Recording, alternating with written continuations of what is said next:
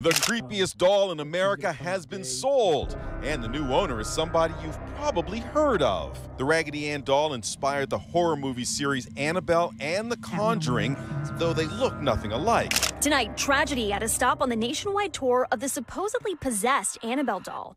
One of the doll's handlers found dead in his hotel room at the age of 54. Annabelle's next stop, guys. There'd be knocking sounds. They'd see flashing lights in their bedroom at night, shooting across the room. The bed would shake a little bit. It would get icy cold. They'd hear whispering, which we call magic whispering. This here scares me. This one right here, Ed. The Raggedy Ann doll. Yes. That's probably the worst thing we have in this whole museum. Just to let you guys know, behind that is the Lord's Prayer imprinted, embossed in this case. Holy oil and holy water and holy oil are infused in the stain. On both sides, the cross is engraved that Dan did, and also the St. Michael the Archangel prayer of protection. It's also there along with, here's one cross, two crosses, and a third cross here. Represents the Trinity. The Holy Trinity. Father, Son, and Holy Spirit. This is the worst thing in here. It's that doll. I'm not gonna stare at it though. So you can take the picture, but I'm not gonna stare at it because that has done bad harm on a lot of people.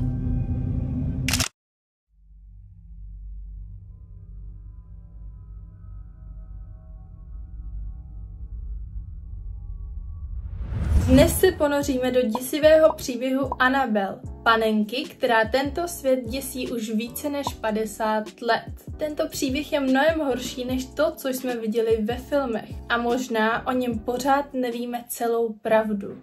Představ si, že máš doma panenku a ona se pohne.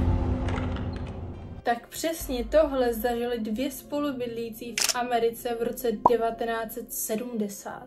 Jmenovali se Donna a Angie. Panenka Annabelle je ve skutečnosti panenka Raggedy Ann. Není to ta porcelánová panenka, jak jsme viděli ve filmu, ale je to hadrová panenka. Takže nikdo by netušil, co v sobě skrývá. Tuto panenku koupila matka své dceři Doně k jejím narozeninám v roce 1970. Donna se chystala dokončit své studium ošetřovatelství a žila se svou spolubydlící Angie. Krátce poté, co panenka vstoupila do jejich bytu, se začaly dít nevysvětlitelné a zvláštní jevy. Například se panenka zdánlivě sama pohybovala a měnila polohu. Obě spolubydlící začaly podobně nacházet pergamenové papírky s napsanými vzkazy. Například pomozte nám a pomozte Louovi, což byl jejich přítel. Podivné na tom bylo to, že v domě neměli pergamenový papír a žádný z přátel Donny neměl takový rukopis. Vypadalo to, že ty vzkazy psalo malé dítě.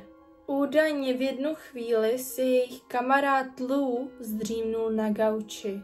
Po chvíli se probudil s pocitem, jako by ho někdo násilně škrtil a uviděl, že se panenka dívá přímo na něj. Když se vzpamatoval, tak zjistil, že má po celém těle škrábance. V jednu chvíli se mu dokonce zdálo, že z panenky teče krev. Po tomhle incidentu dívky kontaktovaly médium, což je osoba, která je prostředníkem mezi světy živými a duchovními, aby provedli seanci, která zjistila, že panenka Raggedy Ann je ve skutečnosti obývaná duchem malé dívky, která se jmenuje Annabelle Higginsová, která na pozemku žila, ale zemřela ve věku 7 let. Dlouho předtím, než byl postaven současný bytový dům.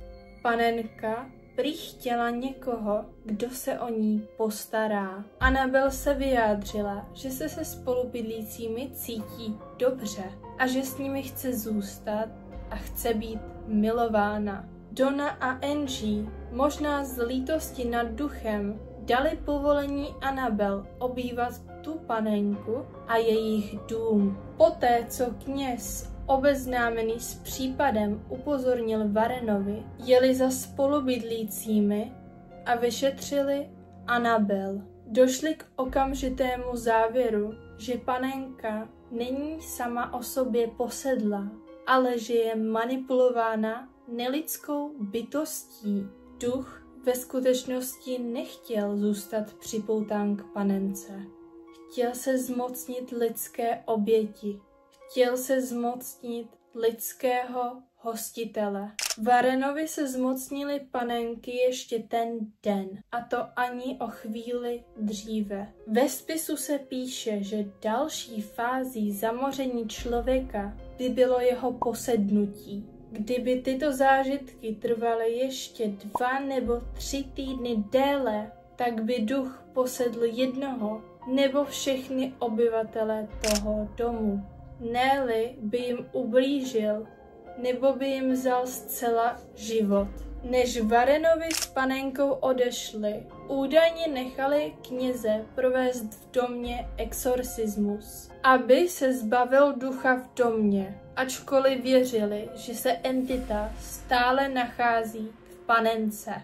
Podle vyšetřovatelů se jejich auto začalo cestou domů chovat divně. Začalo uhýbat. Tohle Eda donutilo, aby Annabel pokropil svěcenou vodou.